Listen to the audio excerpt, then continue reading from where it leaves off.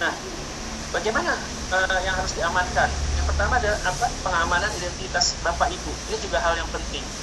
Di slide selanjutnya, Bapak Ibu mungkin sering banyak hal-hal ya terkait data bocor seperti itu. Ketika kita sudah trusted, kita percaya kepada provider-provider, tetap saja masih ada masalah kasus data bocor, apalagi dengan provider ataupun juga lembaga-lembaga yang mungkin tidak terbiasa dalam penyimpanan data-data customer ataupun selain sebagainya.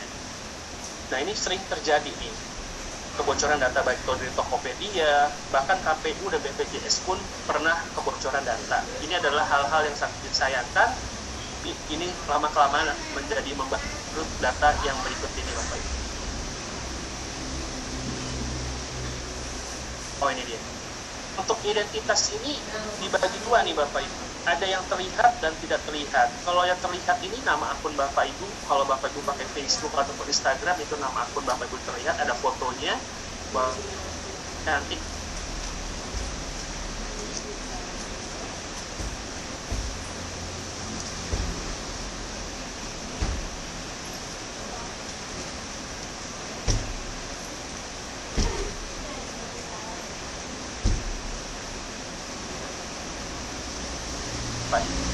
Oke, next.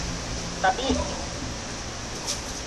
nah, ini langkah-langkahnya, Bapak Ibu bisa pilih provider yang baik untuk mengirimkan data-data Bapak Ibu. Bapak Ibu juga emailnya jangan diberikan passwordnya kepada orang lain. Jangan lupa logout juga, seperti itu. Jadi Bapak Ibu bisa juga konfirmasi ketika mendapatkan tautan atau password itu dari mana, itu bisa dicek ulang.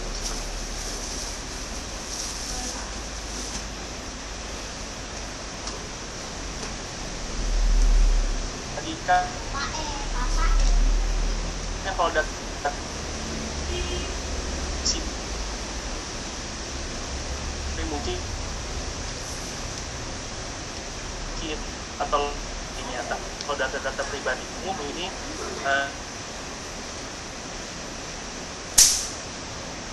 ataupun aplikasi.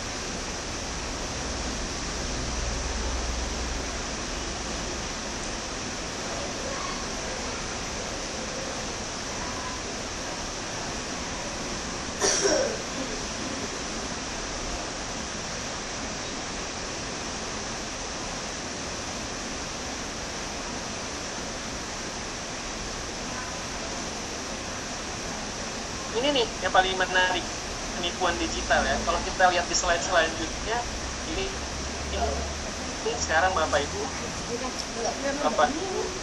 diminta untuk mengirimkan data-data informasi seperti ini nih. Next dong, ayo. Oke. Selanjutnya, nah ini trend challenge di medsos buat data pribadi tanpa sadar.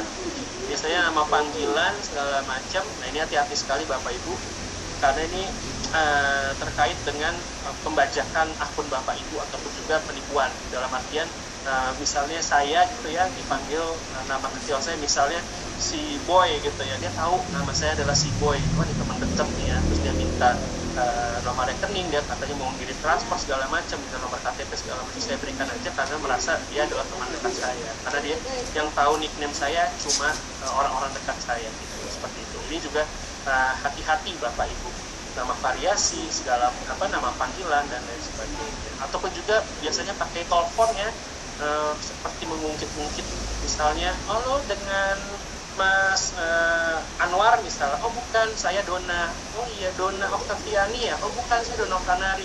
dipancing terus seperti itu ya, itu juga hati-hati Bapak Ibu.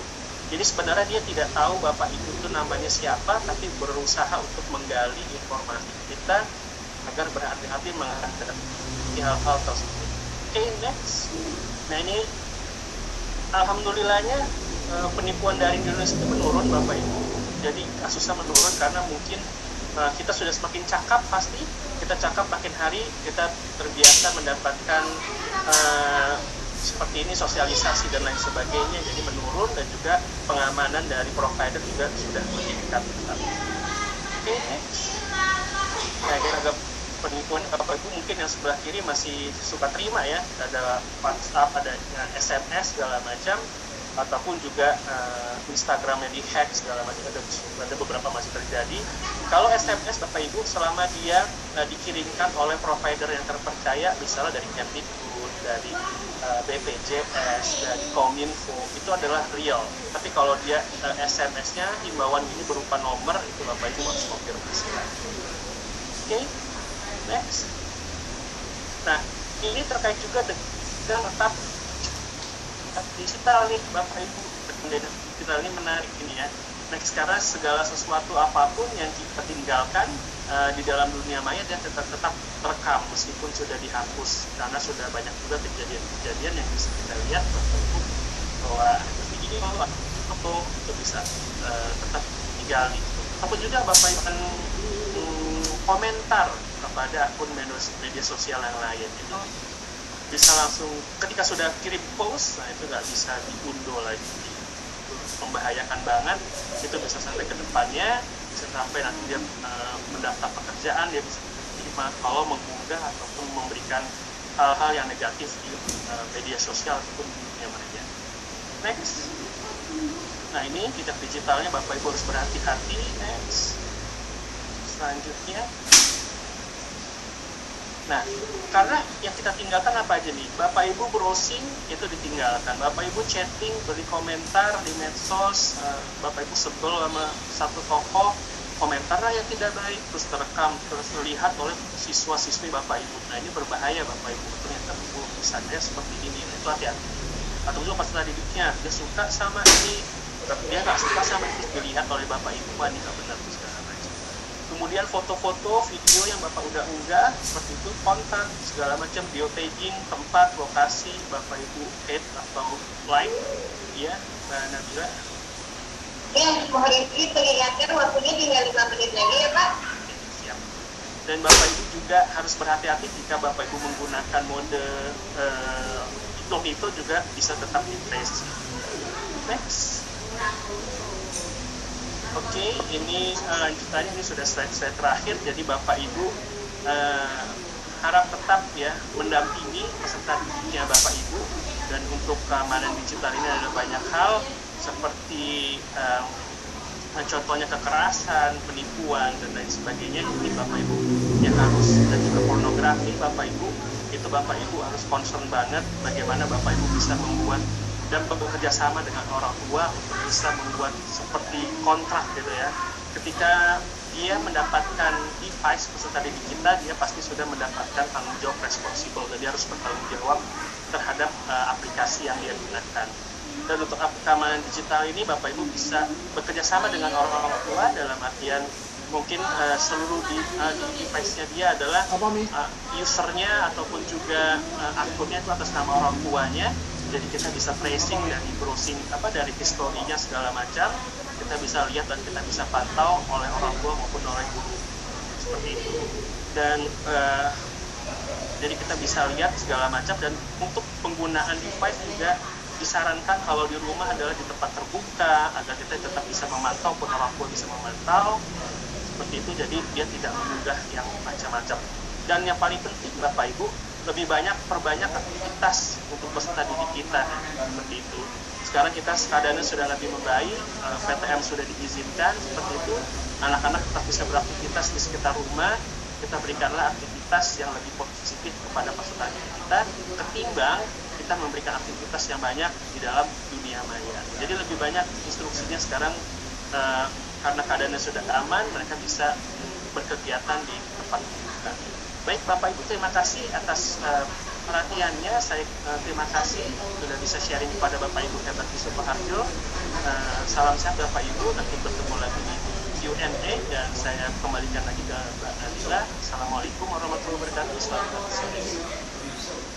Terima kasih sekali Bapak Jordan Okadari, RPD selaku Research and Development Timos. Tadi sudah disampaikan ya bagaimana rekam jejak digital sampai phishing ya yang dilakukan, bagaimana jasa siber itu begitu banyak ya, salah satu titik memancing pura-puranya jadi teman dan lain sebagainya. Jadi benar-benar kita harus hati-hati sekali di dunia digital dan bagaimana juga media digital untuk anak, tetapi harus ada batasannya dan lebih sering ada aktivitas juga ya di dunia nyata. Nah itu juga tadi disampaikan oleh Bapak Dona. Ya sekali lagi terima kasih, sampai ketemu Pak ya di sesi Q&A. Dan selanjutnya kita akan langsung beralih nih, setelah kita sudah mendengarkan pemaparan materi dari keempat narasumber. Mungkin ada yang belum bertanya, langsung tulis pertanyaannya di kolom komentar dan tunjukkan kepada narasumber yang sudah hadir pada hari ini ya. Dan artinya sekarang kita akan beralih ke sesi sharing session bersama dengan KOL atau Key Opinion Leader yang sudah hadir pada hari ini. Lucu, seru banget ya pokoknya kalau ngobrol sama Kak Ayong ini. Langsung saja kita sapa Kak Ayong selaku aktor, musisi, dan host. Halo Kak Ayong, selamat sore. Sore Nabila, apa kabar? Baik, alhamdulillah. Gimana nih, lagi sibuk apa sekarang nih Kak Ayong? Alhamdulillah ada kegiatan ya, walaupun mulai hari ini kan udah PPKM level 2 lagi ya di Jakarta ya. Cuma nggak apa-apa, semoga tidak mengurangi semua kegiatan.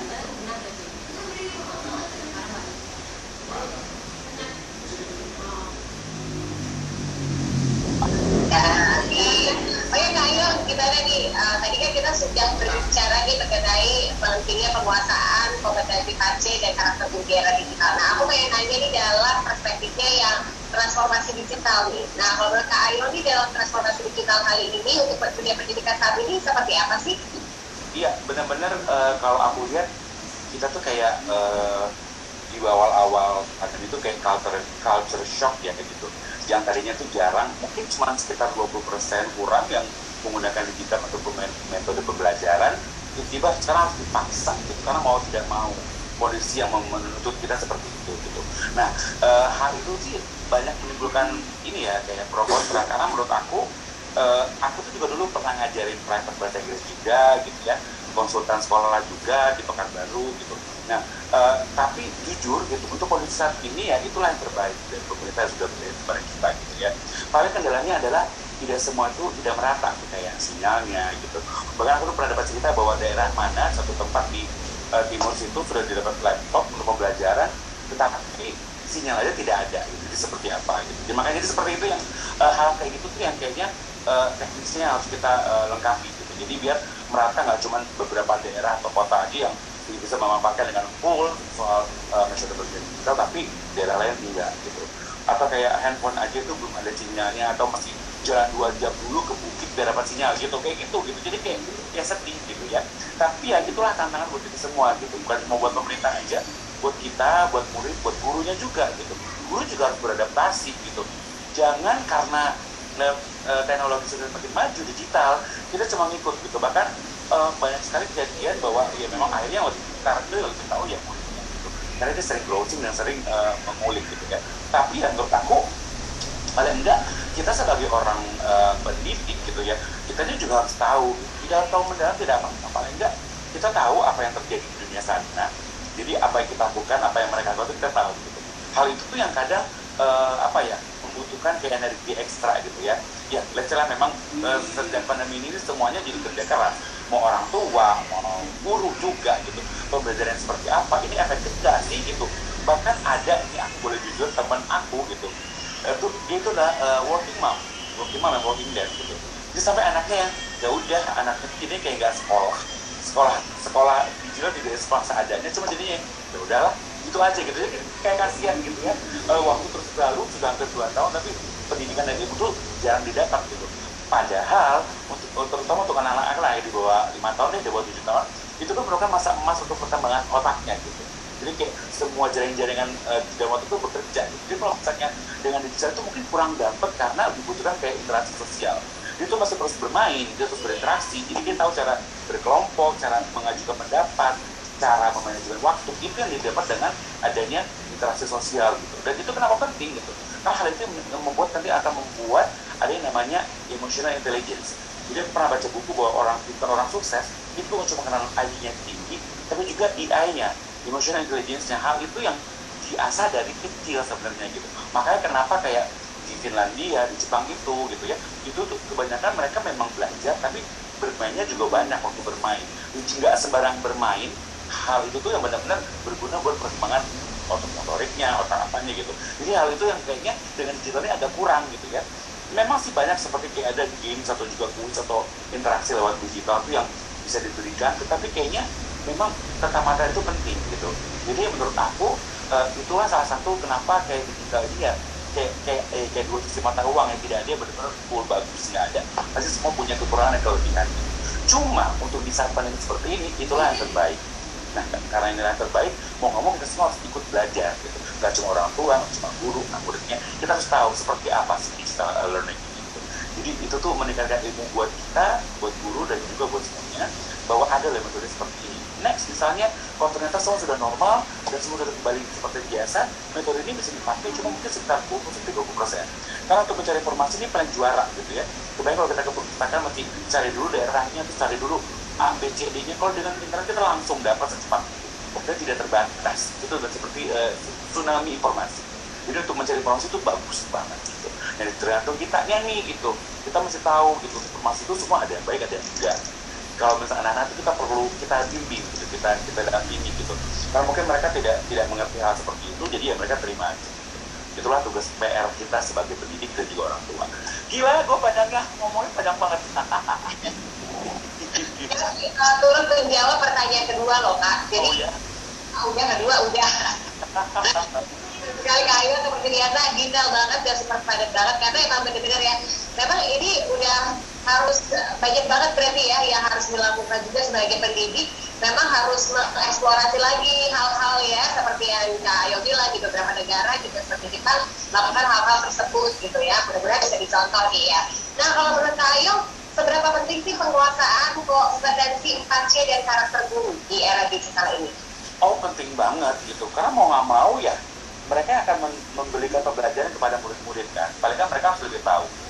Nah, jadi itu tuh 4 hal itu tuh memang penting banget. Mau nggak mau nih guru-guru ya, mau dengan alasan apapun, keterbatasan sinyal atau apapun, tapi tetap harus menggali eksplor itu gitu.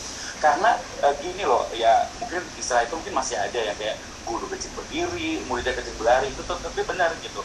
Jadi maksud aku, kalau aku pribadi gitu sebelum aku memberi materi atau mendidik adik-adik akunya harus tahu dulu nih gitu. Nanti kalau ternyata memang kita nggak tahu, kita bisa bilang. Jadi kan dua sisi ya. Kita juga manusia, kita bisa kemampuan kita terbatas, pengetahuan kita gitu, kita bisa cari tahu. Nah, kolaborasi itu yang penting gitu. Jadi tapi intinya adalah kitanya harus mau dulu, kita harus lebih menggali kreativitas kita gitu, berkolaborasi untuk meningkatkan inovasi itunya dulu gitu. Jadi jangan kita kayak terlena, belajar digital oke, gitu. Ya udah cuma pakai kamera, pakai zoom, oke, buka halaman ini ya kasih PR selesai gitu. Besok kan kelar, nggak segampang itu juga. Itu terjadi sama keponakan aku sendiri. Jadi dia di SMA kemarin pas tahun lalu itu tuh kayak zoom belajarannya zoom gitu ya. Hari itu semua besok harus kelar ya. Ya, tapi kan dia nggak cuma satu kali belajar ya, jadi maksudnya mata pelajaran juga banyak. Jadinya kayak akhirnya ya mereka jadinya lebih kreatif, mereka jadi bisa bekerja bareng teman-temannya. Jadi kayak di-share aja jawabannya. Mau nggak mau juga seperti itu karena mereka kena deadline kayak mesti besok kelar. Nah hal kayak gini nih, jadi kayak jangan disangka karena dengan ada teknologi seperti ini kita terbagi dulu jadi kerja gue lebih gampang. Itu tidak. Tanggung jawab muridnya itu dalam banget loh. Karena kesuksesan murid itu bukan dari ini selesai pendidikannya selesai sampai akhir semester atau akhir jauh gitu, terus nilainya sudah ada dan selesai. Next stepnya apa gitu? Itu tuh kayak nanti takutnya tuh kayak ada missing link gitu loh. Di tahun tertentu kok dia ini seperti ini gitu, karena ada pembelajaran seperti ini. Itu sih yang menurut aku gitu ya. Tapi siapa aku ya Nabila? Ini cuma pendapat aku aja loh gitu. Makanya jadi aku tuh sangat concern gitu karena banyak banget beberapa masih ada sih beberapa kayak guru yang kerja gue lebih gampang, udah tinggal kasih tugas, baca, selesai. Absen harus ada yang on jam semua, kelar. Ya, namun jemurnya penting. Bahkan aku kan juga konsultan sekolah di Pekanbaru itu untuk TK dan preschool. Itu tuh benar-benar mereka tuh setiap akhir minggu, setiap Sabtu dikumpulin sama kepala sekolahnya untuk belajar lagi cara yang bagus seperti apa, terus cara pembelajaran seperti apa nih, itu tidak membosankan gitu. Yang akhirnya kita memang lihat dari awal itu banyak banget teman-temanku story yang orang tuanya melihat anaknya, ya Allah ini malah belajar malah tidur gitu ya, gitu kejadian seperti itu gitu. Jadi kita memberikan sesuatu yang menarik dan juga itu meningkatkan ilmu ke gurunya gitu. Jadi sebelum kita memberikan cara yang menarik belajar dari digital, gurunya harus dikasih ilmu juga. Itu Nabila. Wah, jadi biar lebih optimal ya, seperti Kak Ayo bilang tadi ya, berbagai macam hal yang bisa dilakuin. Nah, terakhir karena udah menjawab pertanyaan keempat juga, Kak Ayo benar-benar super detail banget. Kalau menjawab memang benar-benar sudah seperti bisa membaca pikiran saya.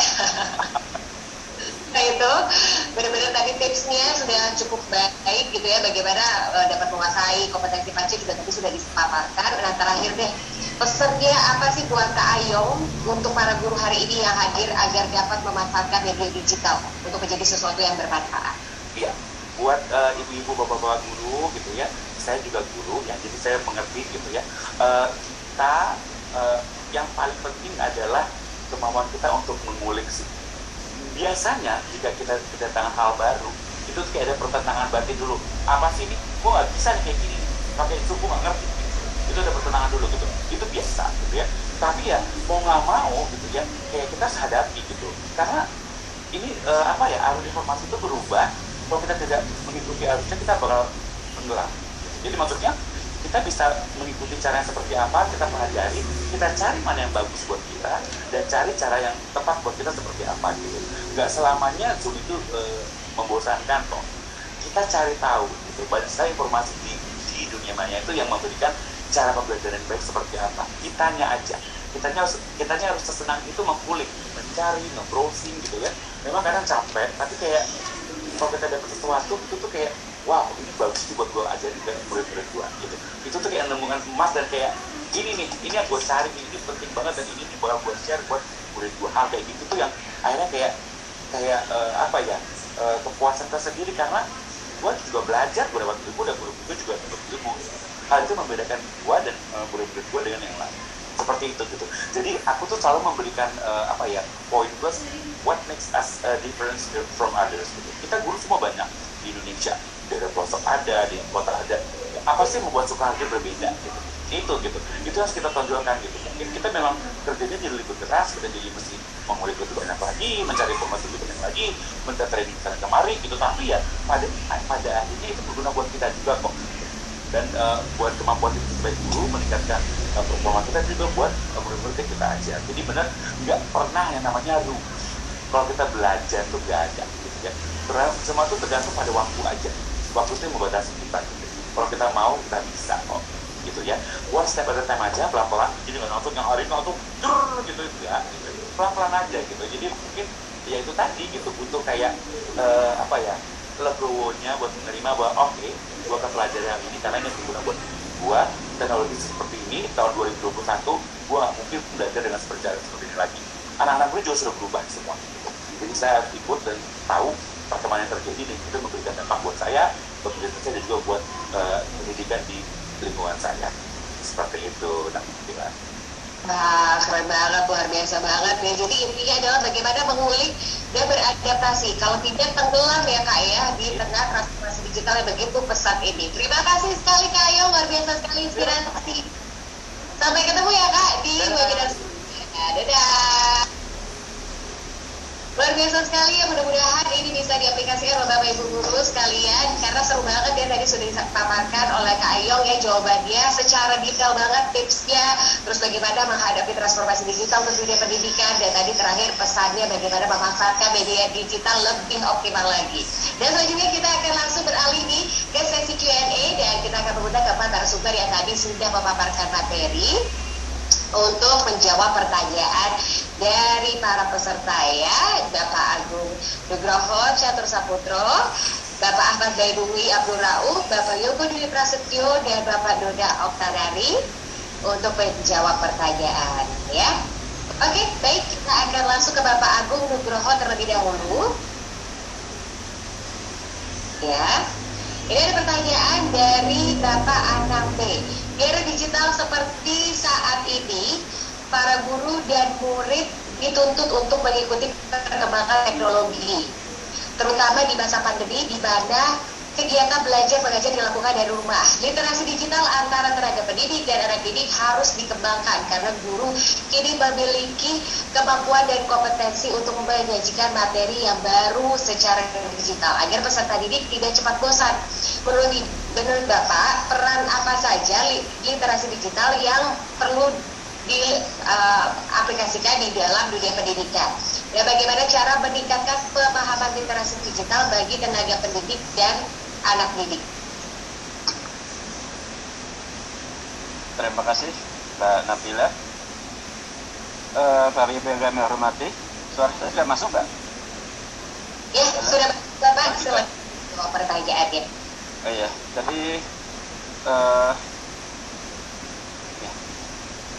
jadi di masa pandemi memang kebutuhan kita menggunakan teknologi digital menjadi sangat urgent sekali karena ya jalan satu-satunya adalah harus melalui pembelajaran daring. Ya. Proses pembelajaran tidak bisa dipaksakan harus tatap muka karena aspek keselamatan anak yang harus kita perhatikan. Sehingga salah satunya adalah teknologi digital yaitu internet, pembelajaran daring itu menjadi alternatif walaupun bukan yang terbaik tetapi sementara paling tepat pada masa pandemi itu. Aspek-aspek apa saja yang perlu diajarkan anak terkait digital? Ya, selain kemampuan dalam mengoperasionalkan ya smartphone ataupun laptop, juga aspek lainnya adalah sikap, ya, etika sikap. Jadi dalam mengikuti pembelajaran, misalnya gurunya menggunakan Zoom, itu ya alangkah lebih baiknya memang siswa itu juga seperti belajar tatap muka. Jadi yang berbeda itu hanya medianya. Ya, proses pembelajaran sama. Gitu. Ya selama ini yang berubah dianggap ketika sudah pembelajaran daring online itu bebas, gitu. Ya. Padahal itu sebenarnya kan sama, hanya medianya yang berbeda. Kalau sebelumnya tatap muka langsung di kelas, komunikasi berhadapan, kita komunikasi berhadapan melalui media dari internet. Harusnya sama. Maka sikap-sikap bahwa pembelajaran ini adalah proses waktunya belajar. Hanya sekolah ya pagi ya mandi dulu, kemudian disambi gitu. Karena daring online ya istilahnya disambi apa bahkan belum mandi, hubungan sambil macam-macam lah. Ini sikap seperti ini kurang baik. Jadi di sini pentingnya peran orang tua memandu anak agar proses pembelajaran selama pembelajaran daring di masa pandemi itu tetap berkualitas. Jadi masa pandemi itu justru adalah masa di mana peran orang tua itu sangat dibutuhkan. Ya. Kita sebagai orang tidak bisa lepas tangan, loh kan saya sudah menyekolahkan anak, sudah keluar biaya, dan sekolah swasta bayar mahal. Apa juga orang tua kalau masih ikut-ikutan. Nah, anak itu adalah tanggung jawab orang tua. Ya.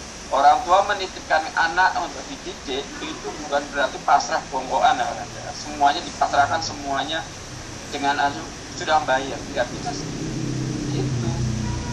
Dalam sistem pendidikan kita kan ada pendidikan keluarga, ada pendidikan sekolah, ada pendidikan masyarakat. Nah, keluarga itu yang utama, maka masa depan anak itu tidak bisa lepas dari tanggung jawab orang tua. Kemudian bagaimana tadi yang kedua tadi apa Mbak Nabila? Yang kedua adalah bagaimana cara meningkatkan pemahaman literasi digital bagi tenaga pendidik dan anak didik. Meningkatkan kemampuan literasi digital pendidik dan anak didik. Kapan? Dia harus belajar Pak. Kalau sebagai guru ya harus harus mulai terselesai bagi yang ikuti pelatihan. Sekarang kan pelatihan online banyak sekali dan gratis ya. Jadi saya lihat itu, saya amati sekarang di era pandemi ini, ilmu itu begitu melimpah, begitu banyak. Para ikut pelatihan harus bayar sekian juta. Tapi selama pandemi ini sangat murah, bahkan banyak sekali yang gratis. Hampir tiap hari itu ada workshop training yang gratis. Nah, ini ada kesempatan harga.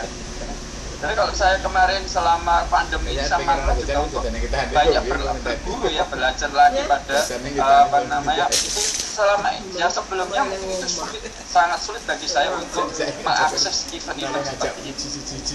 Untuk anak didik ya kita dorong, jadi kita mendorong anak untuk juga belajar. Yang utama adalah pendidik, gurunya adalah yang memandu anak didik untuk apa-apa yang perlu dipelajari, apa-apa yang perlu diakses. Jadi kalau memberikan tugas tentang mengakses internet, googling, itu sebaiknya gurunya sudah menggoogling dulu, kemudian ketemu websitenya, itu diarahkan anak mengakses website itu dengan sendirinya seperti itu.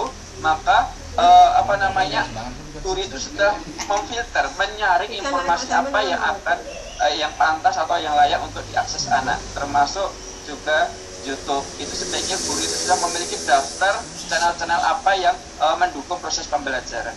Saya kira itu Mbak Nabila. Ya, terima kasih luar biasa sekali Bapak jawabannya, yang mudah-mudahan bisa diaplikasikan. Bagaimana kita berdua tadi Bapak juga bilang peran serta orang tua juga penting, dan ketika mau literasi digital ya diasah lagi literasi digitalnya ya. Mudah-mudahan semua masih banyak yang mengasah literasi digital ya bagi pendidik dan bahkan anak didiknya.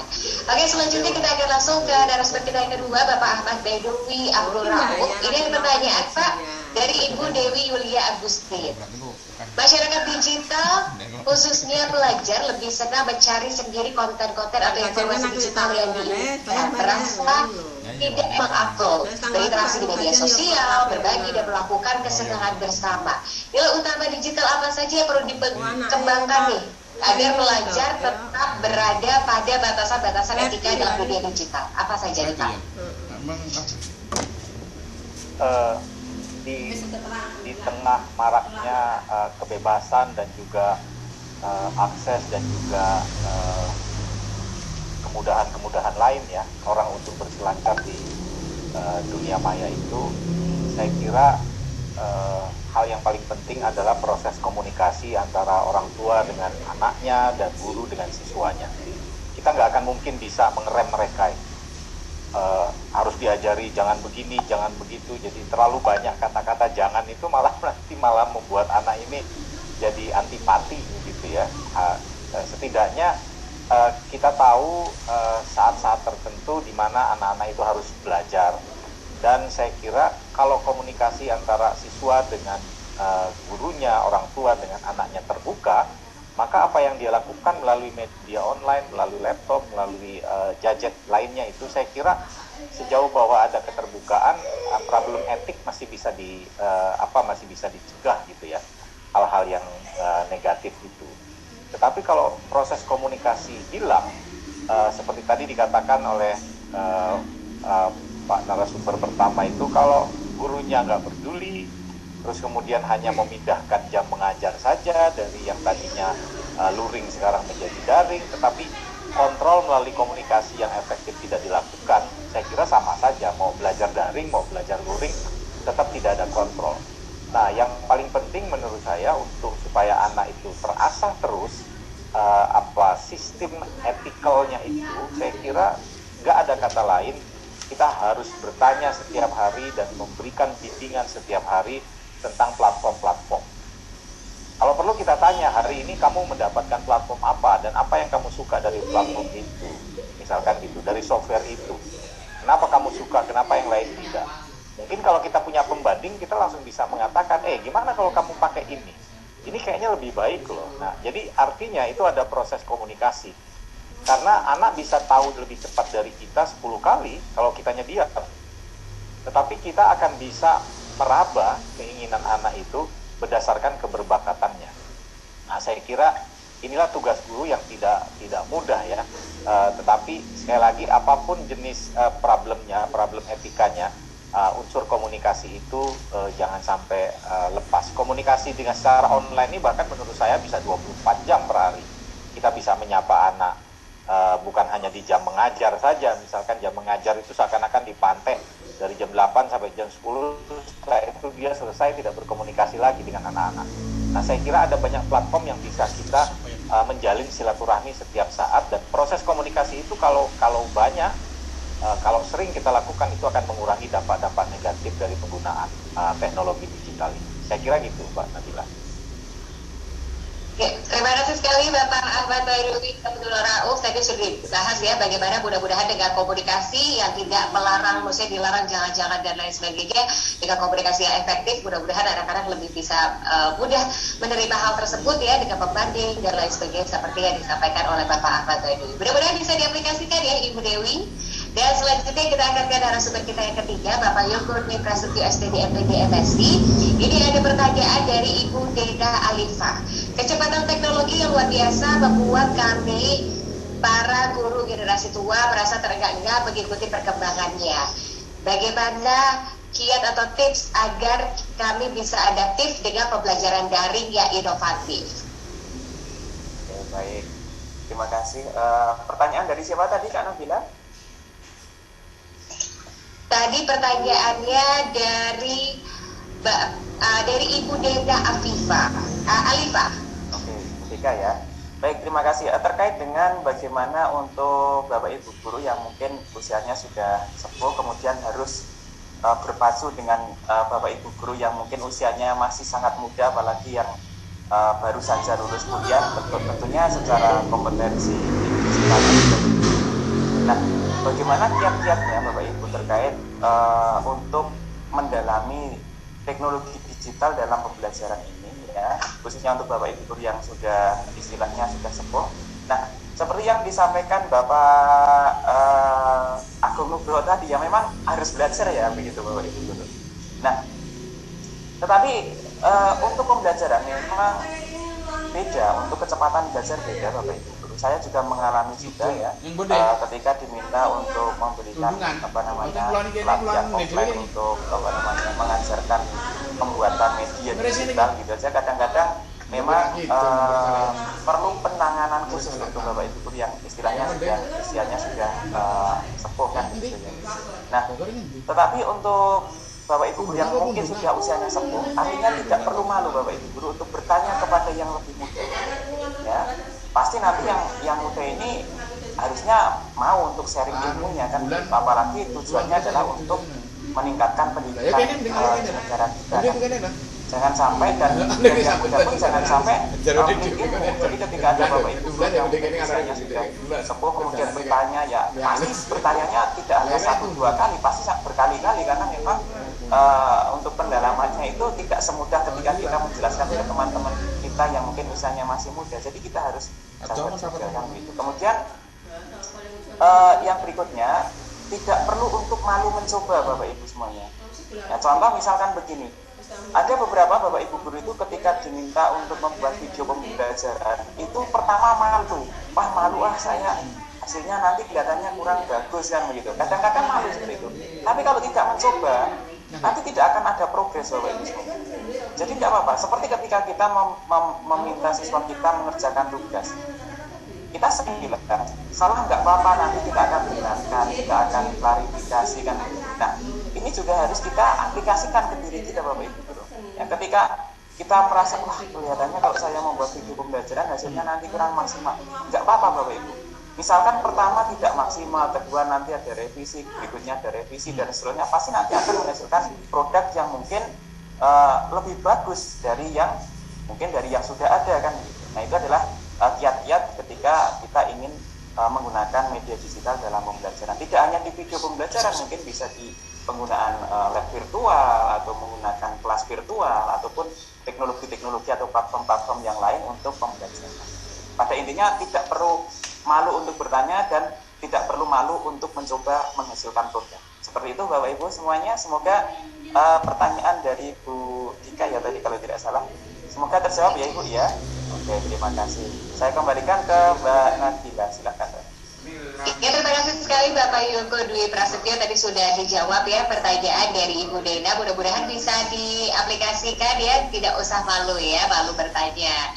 Dan langsung aja kita sekarang ke narasumber kita yang keempat, yaitu adalah Bapak Doda Oktadari MPD, ini dari Ibu Bunga Ayu. Bagaimana cara mengedukasi peserta didik tentang bahaya jejak digital dan cyber predator atau keamanan digital? Padahal guru belum begitu paham, pihak pandai yang bisa kami ajak untuk berkolaborasi memberikan aksi baik penggunaan digital. Oke, terima kasih Mbak Nabila. Oke, pertanyaannya menarik ini ya, bagaimana kita bisa untuk mengapa tentang jejak rekam digital dan juga tentang predator online seperti itu. Tapi Bapak Ibu sendiri masih belum terlalu paham. Nah, ini harapannya dari Kominfo yang pasti dengan melalui webinar ini Bapak Ibu setelah mengikuti webinarnya diharapkan setidaknya sedikit paham seperti itu. Kalau nggak paham juga repot nih seperti itu. Jadi memang kita ketika kita sedang browsing atau apapun kita akan meninggalkan rekam jejak Bapak Ibu. Ini yang Bapak Ibu harus underline, harus garis bawahi seperti itu semuanya. Nggak cuma di online aja Bapak Ibu. Kalau Bapak Ibu di dunia nyata pun kita meninggalkan rekam jejak kalau Bapak Ibu. Tapi mungkin ilmunya saya nggak punya. Tapi kalau dari pihak kepolisian punya. Nah, kenapa? Karena banyak kasus-kasus seperti apapun itu bisa ditelusuri. Jadi kita memiliki jejak rekam baik digital maupun juga di dunia nyata. Jadi kita berhati-hati, tetap berbuat positif dan lain sebagainya. Untuk masalah predator anak ini memang sangat mengkhawatirkan Bapak Ibu, karena kita dari diri sendiri punya kebiasaan yang berbeda-beda dari setiap individu seperti itu, karena banyak juga orang tua yang suka posting anaknya seperti itu, ataupun juga sekolah-sekolah yang memposting siswa-siswinya. Dan di Indonesia sendiri pun masih belum ada peraturan yang melarang hal-hal tersebut. Padahal di beberapa negara di luar sana sekolah itu tidak boleh memposting siswa anak peserta didiknya seperti itu. Tapi itu masih tetap terjadi di Indonesia. Harus izin dulu ke orang tuanya, ataupun tugas itu sebenarnya ketika diunggah tidak perlu orang lain tidak perlu melihat seperti itu, tapi gurunya saja. Tapi memang budaya-budaya seperti ini yang harus kita coba konfirmasi lagi kepada pihak-pihak terkait, apalagi bersifat tentang masalah pendidikan. Ini mana file yang bisa diakses oleh umum dan mana file yang bisa diakses secara private atau terbatas. Jadi Bapak Ibu mulai dari sekarang coba dipahami juga masalah kecakapan digital itu sudah tersedia di modul-modul dari Kominfo, itu bagus sekali bisa dipelajari sehingga Bapak Ibu bisa ke depannya tetap mendampingi peserta didik Bapak Ibu dengan baik seperti itu. Terima kasih Mbak Nabila. Ya, terima kasih sekali, luar biasa sekali jawaban dari Bapak Doda Oktadari untuk Ibu Bunga, mudah-mudahan bisa diaplikasikan. Dan jawaban dari Bapak Doda menceritakan kita sudah di penghujung acara kita hari ini. Saya ucapkan terima kasih nih kepada keempat narasumber yang luar biasa yang sudah memaparkan materi pada hari ini. Saya ucapkan terima kasih kepada Bapak Agung Nugroho Catur Saputra SPD MSI. Terima kasih banyak Bapak. Terima kasih banyak kepada Bapak Ahmad Baidowi Abdul Rauf. Terima kasih banyak Bapak. Dan terima kasih banyak kepada Bapak Yogo Dwi Prasetyo SPD MPD MSI. Terima kasih banyak. Dan terima kasih banyak kepada Bapak Doda Oktadari MPD. Kita beri tepuk tangan virtual nih buat keempat narasumber yang luar biasa yang bikin kita makin cakap digital hari ini, luar biasa sekali. Dan pastinya Bapak Ibu sekalian, aku juga mengucapkan terima kasih pada KOL kita yang luar biasa, yaitu Kak Ayong yang menjelaskan semuanya secara detail dan pastinya bisa memberikan inspirasi kepada Bapak Ibu guru di sini. Dan pastinya saya juga mengucapkan terima kasih kepada Bapak Ibu guru yang merupakan pahlawan tanpa tanda jasa yang berkesempatan bisa hadir gitu ya, menyempatkan waktunya bisa hadir di program literasi digital hari ini. Saya ucapkan terima kasih banyak kepada Bapak Ibu guru dari Kabupaten Sukoharjo, luar biasa sekali, tepuk tangan virtualnya buat Bapak Ibu guru yang luar biasa sekali. Dan pastinya aku juga masih mengingatkan kepada Bapak Ibu guru yang hadir pada hari ini dapat serta webinar pada hari ini. Aku juga juga mengingatkan jika memang belum memenangkan digital money dengan cara menulis pertanyaan, masih bisa dengan cara memposting keseruan kita hari ini dengan mention dan follow ke @siberkreasi dan @siberkreasi.jateng.diy dengan hashtag Pagi Cakap Digital. Postinglah keseruan kita hari ini, kasih tahu ilmu apa yang didapatkan pada hari ini, karena yang paling seru dan yang paling positif itu yang bisa mendapatkan digital money ya.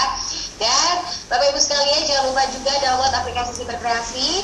Ini adalah minggu-minggu terakhir, tapi mudah-mudahan besok pasti ada, jadinya bisa disaksikan kembali nih Bapak Ibu sekalian, bisa mengikuti kelas-kelas di minggu terakhir program literasi digital di 2021 ini. Dan jangan lupa juga download e-sertifikat yang ada di kolom komentar, tinggal diklik karena tokennya ada di email peserta masing-masing. Dan informasi tadi sekaligus menjadi tanda berakhirnya program literasi digital Kabupaten Sukoharjo khusus hari ini. Saya Nabila Najib selaku moderator pamit undur diri. Sampai jumpa di webinar program literasi digital 2021 Makin Cakap Digital selanjutnya. Wassalamualaikum warahmatullahi wabarakatuh. Dadah.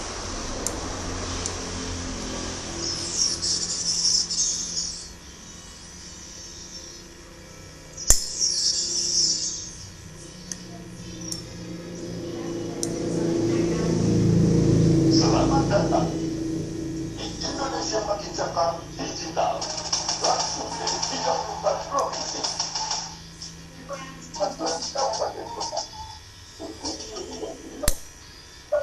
Digital, inilah Indonesia Makin Cakap Digital.